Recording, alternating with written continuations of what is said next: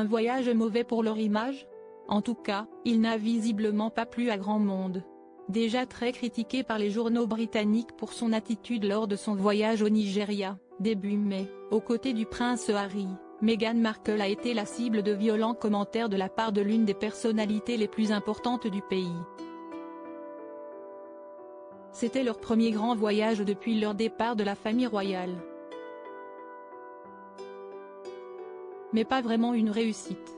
Attendu au Nigeria début mai, pour discuter de l'organisation probable d'Invictus Games dans le pays dans les prochaines années, le prince Harry et Meghan Markle avaient passé 3 jours dans le pays et en avaient profité pour multiplier les dîners officiels, les visites et les rencontres.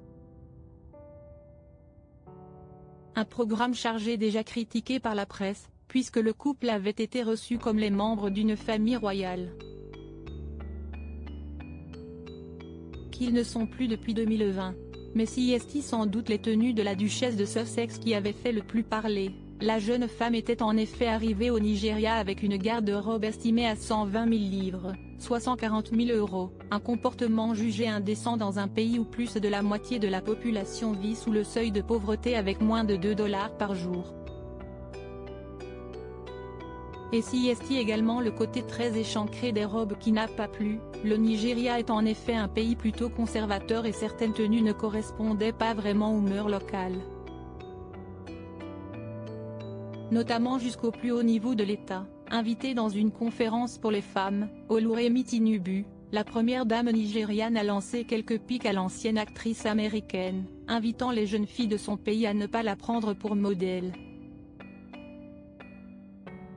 Pourquoi est-elle venue ici?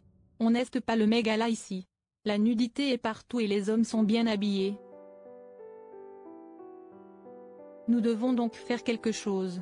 Dites-leur que nous n'acceptons pas la nudité dans notre culture. Ce n'est pas beau. Ce n'est pas beau du tout, a-t-elle d'abord expliqué, avant de faire directement allusion à elle. Ce sont toutes de belles filles, mais elles doivent avoir confiance en elles. Elles ne doivent pas imiter ou essayer d'imiter les stars de cinéma américaines. Des attaques à peine voilées contre la mère d'Archie, 5 ans, et Lilibet, 3 ans, qui ont fini par être encore plus directes envers sa venue dans le pays, dont elle avait révélé être originaire à 43% selon un test ADN. Pourquoi Meghan est-elle venue ici? Ne perdez pas votre identité, a-t-elle conclu.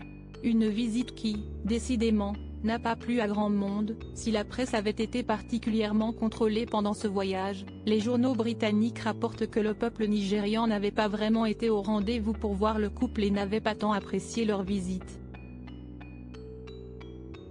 Un échec pour le couple, déjà en difficulté dans l'opinion publique ces derniers mois, et dont ils vont devoir se relever.